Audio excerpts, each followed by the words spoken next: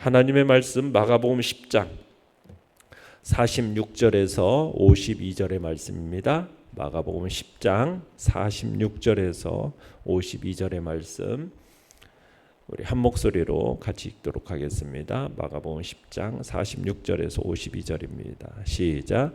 그들이 여리고에 이르렀더니 예수께서 제자들과 허다한 무리와 함께 여리고에서 나가실 때에 디메오의 아들인 맹인 거지 바디메오가 길가에 앉았다가 나사렛 예수시란 말을 듣고 소리질러 이르되 다윗의 자손 예수여 나를 불쌍히 여기소서 하거늘 많은 사람이 꾸짖어 잠잠하라 하되 그가 더욱 크게 소리질러 이르되 다윗의 자손이여 나를 불쌍히 여기소서 하는지라. 예수께서 머물러 서서 그를 부르라 하시니 그들이 그 맹인을 부르며 이르되 안심하고 일어나라 그가 너를 부르신다 하매 맹인이 겉옷을 내버리고 뛰어 일어나 예수께 나아오거늘 예수께서 말씀하여 이르시되 내게 무엇을 하여 주기를 원하느냐. 맹인이 이르되 선생님이여 보기를 원하나이다. 예수께서 이르시되 가라 내 믿음이 너를 구원하였느니라 하시니 그가 곧 보게 되어 예수를 길에서 따르니라.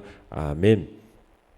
오늘 말씀의 제목은 흔들림 없이 하나님의 뜻에 순종하라 라는 제목으로 말씀을 나눕니다.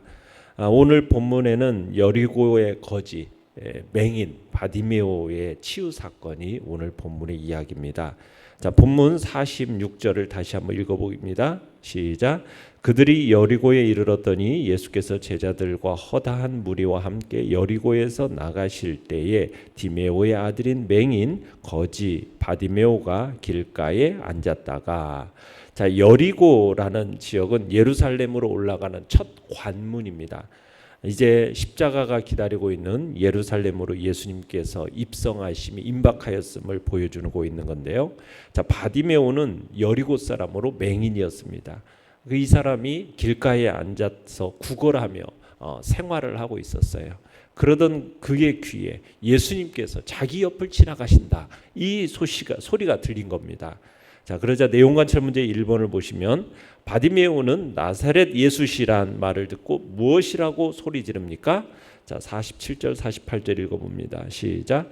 나사렛 예수시란 말을 듣고 소리질러 이르되 다윗의 자손 예수여 나를 불쌍히 여기소서 하거늘 많은 사람이 꾸짖어 잠잠하라 하되 그가 더욱 크게 소리질러 이르되 다윗의 자손이여 나를 불쌍히 여기소서 하는지라.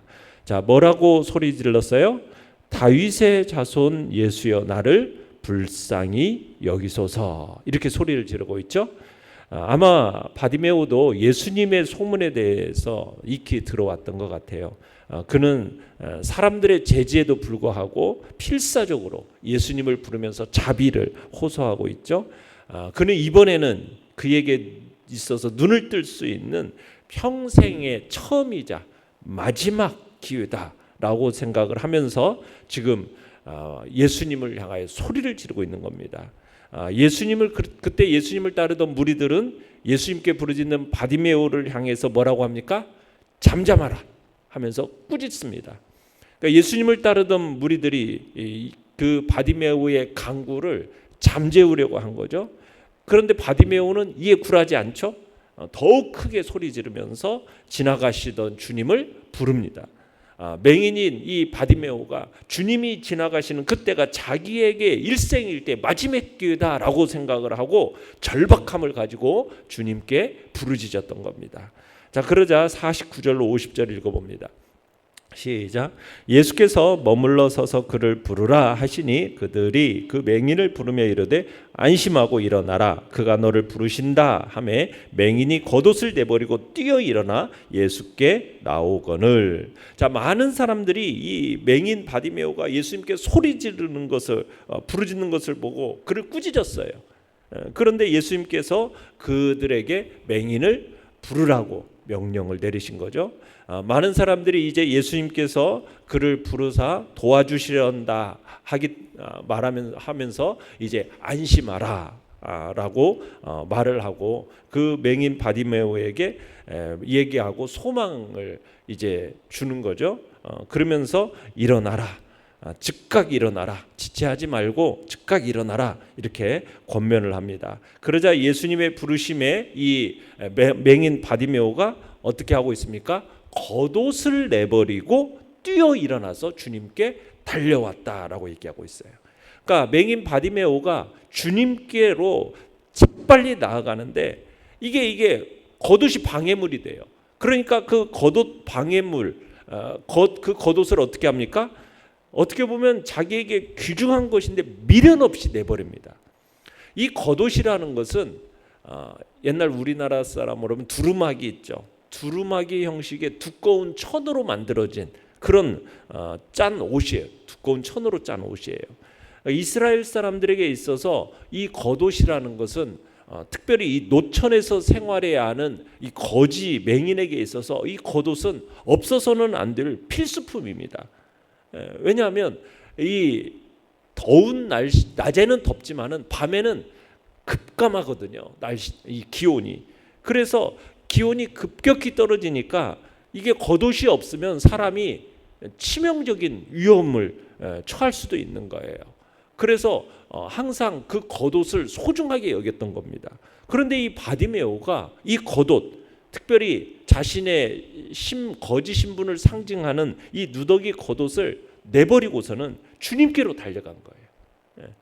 주님이 자신의 문제를 해결해 주실 거라는 믿음이 있었기 때문에 예수님께로 그 겉옷을 벗어던지고 달려갔던 겁니다. 자, 그러자 51절 읽어봅니다.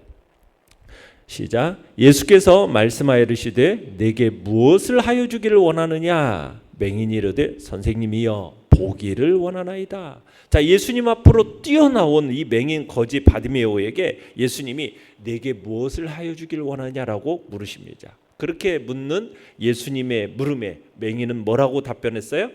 보기를 원하나이다. 자신이 뭘 원하는지를 정확하게 고백을 하고 있는 거죠.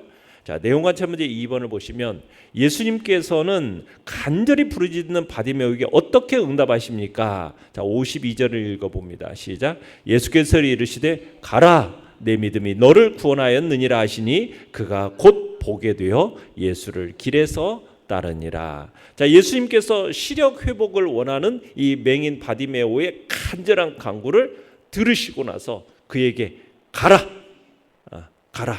그리고 뭐라고 해요? 내 믿음이 너를 구원하였느니라 말씀을 하십니다. 그 즉시 바디메오의 눈이 어떻게 됐어요? 떠졌고요. 예수님을 곳에서 이제 그 길에서 따르게 되었다 말하고 있어요. 자, 영광 묵상 문제 3번을 보시면 예수님께서는 왜 바디메오에게 내 믿음이 너를 구원했다라고 말씀하십니까? 자, 내 믿음이 너를 구원했다라는 이 말씀에는 육체뿐 아니라 영혼까지도 치유하셨음을 의미하고 있어요. 이 말 속에는 네 믿음이 너를 구원했다. 이 구원은 그냥 육체적인 치유만이 아니라 영혼까지도 치유되어졌음을 의미하는 거예요. 그러니까 이 믿음에는 뭐가 있는 겁니까? 예수 그리스도의 그 치유의 능력, 구원의 능력, 치유와 구원의 능력을 유혹해 만드는 힘이 어디에 있다라는 겁니까? 믿음에 있다라는 거예요. 믿음에 있다. 그래서 맹인 바디메오가 고침을 받을 수 있었던 이 근거가 뭐냐?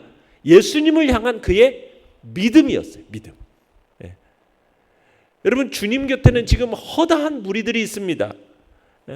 예수님의 관심을 끈 사람은 오직 맹인 거지 바디메오 뿐이었어요. 당시에 주님을 따르는 제자들도 있었고 허다한 무리들도 있었어요. 그런데 이들의 생각에는 뭐예요? 예수님이 정권 잡으면 한 자리 차지해야지라는 그런 생각으로 혈안이 되어 있었을 뿐이었어요. 주님 자체에는 별 관심이 없었어요. 누구도 그러나 그 가운데 누구도 주님을 진정한 구조로 여기지도 않았고 주님을 그저 이용해서 출세할 생각밖에 없었던 것이 그 당시의 제자들이었고 그리고 허다한 무리들이었어요. 그런데 그때 오직 맹인 거지 이 한 사람 바디메오만 예수 그리스도를 뭐라고 부르고 있습니까? 다윗의 자손, 다윗의 후손으로 믿고 있는 거예요. 그러면서 주님의 이름을 부르는 겁니다. 다윗의 후손이라고 부르는 것은 이분을 누구로 믿고 있는 겁니까? 그리스도, 구원자. 바로 이 점이 주님으로 하여금 발걸음을 멈추게 만들었고, 그리고 그에 대해 관심을 불러일으키게 만든 거죠. 이 믿음, 예수님에 대한 믿음, 예수님의 치유 사역에는 항상 이 환자의 믿음이 전제되어 있는 겁니다. 이 믿음이 예수님께로부터 치유를 받게 하는 데 있어서 정말 중요한 요소인 거죠. 이 믿음에서 바로 치유의 능력, 구원의 능력을 유혹해 만드는 그런 힘이 있었던 겁니다. 그래서 네 믿음이 너를 구원했다라고 믿음을 주님이 강조하고 계시는 거죠. 느낀 점은 4번입니다. 믿음의 고백과 결단으로 육체뿐 아니라 영혼까지 치유되는 것을 보며 무엇을 느낍니까? 자, 우리에게 있어서 무엇보다 준비되어야 될 것은 바로 믿음이다라는 것을 우리가 다시 한번 느끼게 됩니다. 우리가 우리에게 주어지는 기회를 잘 활용해서 우리의 인생의 성공적인 인생을 살기 위해서 가장 먼저 준비해야 될 것이 무엇이겠습니까? 믿음입니다. 믿음. 그러니까 바디메오는 눈을 뜨고자 하는 인간적인 열정도 지니고 있었지만 무엇보다도 예수님께서 인정할 만한 믿음이 있었던 거예요. 그 믿음을 지니고 있었던 거예요. 그래서 다윗의 자손, 곧 메시아로 예수님을 믿고 있었기 때문에 이런 믿음이 그에게 있어서 바로 그의 삶의 성공적인 역사, 그것을 만들 수 있는 원동력이 되었던 것입니다. 그러니까 아무리 세속적인 지식이나 재물이나 능력이나 이런 것들이 많아도 결국 믿음이 준비되어 있지 않다면 하나님이 제공하시는 기회를 붙잡을 수가 없어요. 우리는 하나님이 주시는 이 기회를 내 것으로 만들고자 한다면 무엇보다도 무엇이 준비되어져 있어야겠습니까? 주님에 대한 믿음이 우리 안에 준비되어 있어야 할 것입니다. 다윗이라는 인물도 하나님에 대한 믿음이 있었기 때문에 자기에게 주어진 기회를 성공적으로 만든 대표적인 인물이에요. 그죠? 목동으로 지내던 중에 갑자기 전쟁에 참여한 형들에게 음식을 가져다 주라는 그 부모님의 명령을 따라서 그 전쟁터에 갔다가 그의 일생일대의 기회를 만나게 된 거죠. 적장 골리앗과 대결하는 기회를 갖게 됐는데 이때 그가 준비한 게 무엇이었습니까? 그것은 바로 하나님을 향한 믿음이었어요. 그 믿음이, 그 하나님을 의뢰하는 믿음이 적장 골리앗과 대결하게 했고 그 대결에서 승리하게 되었으며 그 기회가 그를 하나님께서 이제 어떻게 해요? 왕으로 가는 길로 하나님이 사용하셨던 거죠. 그러니까 우리에게 주어지는 기회들을 잘 살리려면 그 기회가 성공의 발판으로 삼기 위해서는 우리에게 준비되어야 할 것은 어떤 다른 능력과 지식과 어떠한 재능보다도 바로 믿음임을 보게 되는 겁니다. 준비 없이 맞는 기회가 전혀 무의미한 것이 될 수 있는 것은 우리가 기본적인 믿음이 준비되지 않는다면 아무리 좋은 기회가 주어져도 우리는 그 기회를 활용할 수 없게 되는 거죠. 우리는 주님 안에서 이 믿음을 준비해서 하나님이 주시는 기회를 잘 활용하여 주님이 주시는 그 복된 은혜의 역사, 성공적인 역사를 이뤄가는 우리 모든 삶의 자리가 되기를 간절히 바랍니다. 결단과 적용 5번입니다. 내가 바디메오처럼 간절하고 담대하게 믿음으로 주님께 나아갔던 적은 언제입니까? 예수님께 더욱 가까이 나아가 치유와 회복을 경험하기 위해서 무엇을 실천하겠습니까? 우리도 바디메오와 같이 주님을 높이는 신앙, 주님을 의뢰하는 신앙, 주님께 뜨겁게 부르짖는 신앙을 지니겠다. 다시 한번 결단하시면서 세상의 그 어떤 것보다도 정말 주님의 은총을 절박함으로 사모하고 주님께 부르짖는 자리에 나아가는 이 시간이 되시기를 간절히 바랍니다. 오늘의 기도 같이 읽겠습니다. 시작. 주님께 더욱 가까이 나아가 삶의 모든 영역에서 치유와 회복을 경험하게 하소서. 아멘. 말씀을 생각하며 기도하시고요. 연약한 우리의 지체들을 위해서 기도해 주시기 바랍니다. 하나님의 긍휼과 자비가 이 나라와 이 민족 가운데 또한 나타나도록 기도해 주시기 바랍니다. 주여, 우리 세 번 부르짖며 나아가겠습니다.